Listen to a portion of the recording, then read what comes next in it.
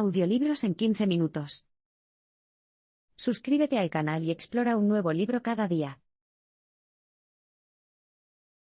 En el siglo XIX, el castigo público del cuerpo dio paso al castigo privado del alma. El 2 de marzo de 1757, las calles de París fueron testigos de un espectáculo espantoso. Robert François Damiens, un empleado doméstico, fue ejecutado públicamente ante una multitud que se quejaba por su intento de asesinar al rey francés Luis XV. Damiens iba a ser descuartizado, 4 caballos conducidos en direcciones opuestas tiraban de sus extremidades. Pero cuando los brazos y las piernas se negaron a desprenderse del torso de Damiens, el verdugo sacó su cuchillo y cortó los tendones y el tejido antes de que los caballos completaran el desmembramiento. Pero la ejecución fue la última de este tipo. A principios del siglo XVIII en Europa, el castigo como espectáculo público ya no estaba de moda. En cambio, un nuevo enfoque del castigo se convirtió en la norma. Ahora se iba a llevar a cabo a puerta cerrada, y su funcionamiento estaba fijado según un cronograma. En el siglo XIX, menos de 100 años después de la ejecución de Damiens, el nuevo estilo penal se codificó en textos como las reglas del político francés Léon Faucher para la Casa de Jóvenes Presos de París. El día de los presos comenzaba a las 5 de la mañana, cuando los despertaban los repetidos crujidos de un tambor. A las 6 menos cuarto ya estaban trabajando. Los alimentaron a las 10. La enseñanza comenzó a las 11 menos 20. Desde la 1 de la tarde hasta las 7 fue otro período de trabajo. Luego, a las 7:30, las celdas se cerraron con llave por un toque de queda nocturno. Ese régimen indicaba que la naturaleza del castigo había cambiado. Ya no era una indicación pública de la voluntad de los poderes gubernamentales soberanos. Ahora era un país en el que las penas burocráticas se fusionaban con encarcelamientos definidos y horarios estrictos. Mientras que antes el castigo corporal y el dolor ocupaban un lugar central en las ideas sobre el castigo, ahora se consideraba mucho más importante el alma del criminal. Es muy fácil pensar, como lo han hecho muchos historiadores, que esto representa algún tipo de evolución, que la disminución de la severidad del castigo indica un avance humano. Pero el autor cree que están en el lado equivocado. El propósito del castigo había cambiado. El objetivo ya no era romper el cuerpo del criminal. Ahora tenía como objetivo los corazones y las mentes, los pensamientos y la voluntad.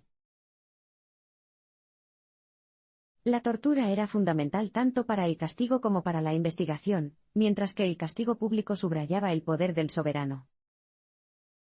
El enfoque cambiante del castigo a finales del siglo XVIII no se materializó espontáneamente. Había una razón detrás de ello. Los filósofos de la Ilustración habían empezado a atacar el uso de la tortura como resaca de una época gótica en la que la crueldad y el salvajismo eran la norma. Por supuesto, la tortura no había sido vista como algo excesivamente sádico en ese momento. De hecho, estaba muy reglamentado como forma de ciencia, hasta la longitud de las cuerdas que se utilizaban o incluso la frecuencia con la que se debía aplicar un instrumento de tortura determinado. Además de eso, la tortura no era solo parte del castigo. También se consideró un aspecto central de la investigación penal. Si un funcionario iba a entrometerse en sus asuntos, probablemente lo torturarían porque se atribuía mucho peso a la confesión, incluso si se la coaccionaba. Se consideró una prueba en sí misma. No se necesitaron más pruebas.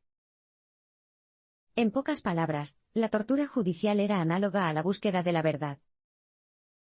Esto tuvo un efecto colateral, la investigación y el castigo pasaron a ser lo mismo y, por lo tanto, la tortura pasó a ser una característica central de ambos. Tras la condena penal, la ejecución pública de la justicia tenía por lo general una doble función. Por un lado, tenía un propósito judicial, pero también tenía un elemento político. La ejecución pública de la justicia demostraba el poder del soberano. Cada crimen se veía como un ataque personal contra el soberano, por lo que la aplicación de la ley era, a cambio, testimonio de su voluntad. Bajo ese sistema, un soberano podría incluso ofrecer el espectáculo de matar a un criminal. Era un indicio de que el soberano reinaba sobre el aparato jurídico, era solo su sistema y la justicia se impartía en su nombre. Por lo tanto, una audiencia en una ejecución pública actuó como testigo y garante de la autoridad de un soberano. Después de todo, la idea de un espectáculo es que tenga espectadores. La criminalidad se percibía cada vez más como un mal cometido contra la sociedad, mientras que la investigación buscaba la razón de ser en que se basaba. A finales del siglo XVIII, ya no se podían ignorar los llamamientos a favor de formas de castigo más humanas. Se consideró que las ejecuciones públicas y la tortura eran inaceptables. La sensación general era que romper el cuerpo de un criminal como demostración de poder soberano ya no era aceptable. Habría que instigar un nuevo sistema de castigo. La consigna era humanidad e iba a ser la medida de un castigo determinado. Sin embargo, a pesar de esas nobles palabras, el nuevo sistema de justicia no supuso, en la práctica, una mejora enorme. El nuevo sistema incluía nuevos enfoques de investigación. Desde la Edad Media, el objetivo de la investigación penal era únicamente determinar si se había cometido un acto punible. Sin embargo, a finales del siglo XVIII, eso ya no se consideraba suficiente. Ahora se hizo esencial determinar por qué había tenido lugar un acto de violencia o asesinato. ¿Fue una acción perversa, un episodio delirante o quizás incluso una reacción psicótica? La investigación criminal ahora se veía como un complejo científico-jurídico. Se trataba de un conjunto de diagnósticos comprobados por expertos en psiquiatría y psicología con el fin de determinar si una prisión o un hospital psiquiátrico era el lugar más adecuado para el acusado. No hace falta decir que este cambio en el enfoque de la investigación también afectó a la naturaleza del castigo. El poder pasó del soberano al público en general, el castigo era ahora una articulación del poder público. Esto se debía a que el poder de juicio de un juez que representaba al soberano había sido transferido y dividido entre varias autoridades, como psiquiatras y psicólogos. Del mismo modo, un crimen ahora se consideraba una ofensa contra la sociedad en general, no únicamente contra el soberano. El crimen individual era una herida infligida al cuerpo social, el propósito del castigo era cauterizar. Los siglos XVII y XVIII fueron testigos de una reestructuración radical de los conceptos disciplinarios. Para el autor, los siglos XVII y XVIII abarcan lo que él denomina la era clásica. Durante este tiempo, la disciplina en sí misma cambió. El castigo individual ya no se describía como un ejemplo para el público en general. En cambio, los delincuentes se transformaron en cuerpos dóciles, para ser sometidos, utilizados, transformados, mejorados. Iban a prestar servicio a las florecientes industrias de la época. Este nuevo sistema de disciplina tenía 4 aspectos principales. En primer lugar, estaba el arte de las distribuciones. Esto implicaba distribuir los cuerpos de los delincuentes en ciertos tipos de espacios. Esto comenzó con el encierro, el uso de espacios como los cuarteles militares era bastante común. Pero fue más allá. El colectivo se disolvió y los propios individuos se dividieron en espacios más pequeños. La arquitectura podría emplearse para este propósito. Basta con pensar en la celda monástica, sin duda una inspiración. En segundo lugar, el control de la actividad era un componente del aparato disciplinario. En efecto, esto significaba calendarios. Establecieron el ritmo, la regularidad y la repetición. Una vez más, la disciplina dejó de lado la religión. Las instituciones religiosas, como los monasterios, fueron dignos precursores en la regulación del tiempo y la disciplina. En tercer lugar, estaba la organización de los genes. No te dejes desanimar por el nombre. Simplemente significa que la individualidad de una persona se moldeó cada vez más mediante procedimientos y actividades estrictos. La única manera de ascender en las filas de una jerarquía establecida era participar y completar una sucesión de tareas cuidadosamente definida. Esta secuencia de tareas se denominó seriación. Los programas educativos son un ejemplo. Los estudiantes pasaron por rangos de antigüedad mediante un proceso estrictamente definido de entrenamiento y examen. Como consecuencia, los individuos fueron subsumidos en un todo mayor a través de estructuras organizativas. Por último, estaba la composición de las fuerzas. La idea era que los medios disciplinarios no solo controlarían las actividades de las personas y la forma en que se organizaba su tiempo. La disciplina también controlaría su comportamiento colectivo. La composición de las fuerzas de cada individuo crearía, por lo tanto, una máquina eficiente que funcionaría como un cuerpo social. Esto estaba relacionado con las ideas que surgieron por primera vez durante la Revolución Industrial a finales del siglo XVIII. Los cuerpos de los individuos eran vistos como engranajes en las estructuras organizadas de producción. Lo que importaba era cuántas personas había y dónde estaban ubicadas, más que su fuerza o destreza individuales. Los nuevos métodos disciplinarios aplicaron ese concepto en un nuevo contexto. El poder disciplinario se basó en tres principios: la observación jerárquica, la normalización del juicio y el examen. A medida que la maquinaria disciplinaria se desarrolló a lo largo del siglo XVII, se hizo evidente que su poder residía principalmente en tres áreas. El primer elemento era la observación jerárquica. Esto significa que los sistemas de coerción se aplicaron mediante un monitoreo invasivo. Hace tiempo que existen modelos para este tipo de comportamiento y ejercicio del poder. El campamento militar es un buen ejemplo. En el campamento perfecto, cada individuo forma parte de una red jerárquica de individuos que se vigilan unos a otros. El poder disciplinario se basa en un complejo sistema de monitoreo cruzado, cuya eficiencia aumenta aún más con el despliegue de la geometría, hasta la forma en que se montan las tiendas de campaña. La tienda de campaña de un capitán, por ejemplo, es muy probable que vea los aposentos de sus inferiores. Con el tiempo, las estructuras de los campamentos militares también se aplicaron a urbanizaciones, hospitales y escuelas de clase trabajadora. En consecuencia, la arquitectura pasó a formar parte del arsenal de la disciplina. Los edificios se diseñaron para que lo que sucedía en el interior se pudiera ver con facilidad desde el exterior. Había adquirido una nueva función más allá de la practicidad y la estética. El edificio de la École de París es emblemático de estos métodos, es nada menos que un observatorio. Los dormitorios individuales de los alumnos estaban dispuestos al final de un pasillo, a lo largo del cual, a distancias regulares, estaban las habitaciones de los oficiales.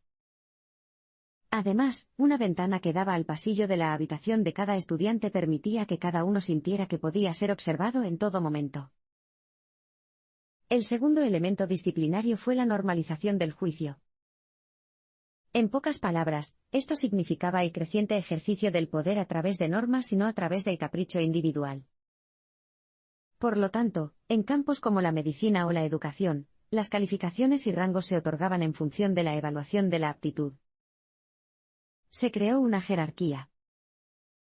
El castigo en estas circunstancias a menudo implicaba esfuerzos repetidos para cumplir con estas nuevas normas estandarizadas. Finalmente, hubo un examen.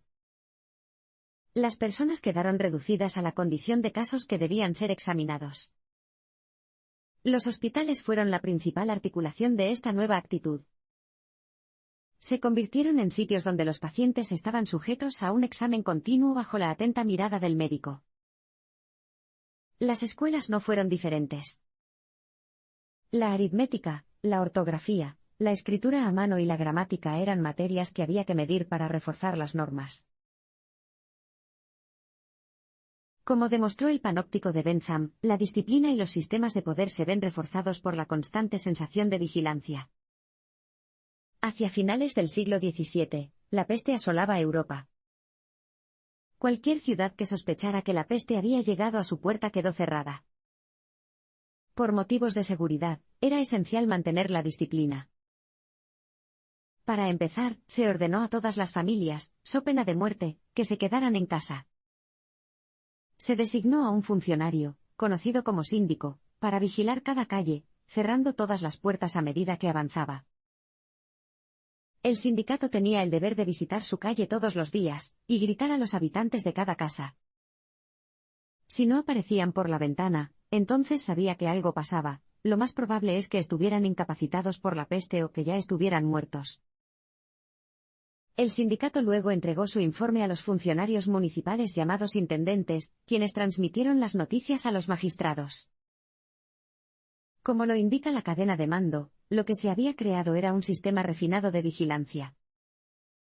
La ironía aquí es que el caos de la enfermedad había permitido inesperadamente el desarrollo de un modelo de control. Además, fue un paradigma que inspiró a algunos de los habitantes de estas ciudades, quienes más tarde se convirtieron en políticos. Soñaban con crear una sociedad perfectamente gobernada y disciplinada. Hay una característica común presente en las sociedades manufacturadas y disciplinadas de este tipo, la sensación de estar permanentemente vigilados. Podemos ver cómo podría haber sido esto desde el punto de vista arquitectónico en el panóptico del siglo XVIII, un experimento mental que el filósofo inglés Jeremy Bentham finalizó en 1787. El panóptico es un edificio con forma de rosquilla. En su centro hay una torre. Sus ventanas miran hacia afuera, hacia la superficie interior de la rosquilla. El edificio en sí está dividido en celdas, cada una de las cuales se extiende desde el anillo interior hasta el exterior. Las celdas tienen dos ventanas, una en cada extremo. Una mira hacia la torre, la otra apunta hacia afuera. El efecto general de este arreglo es que los reclusos, uno en una celda, tienen la sensación de estar siendo vigilados continuamente.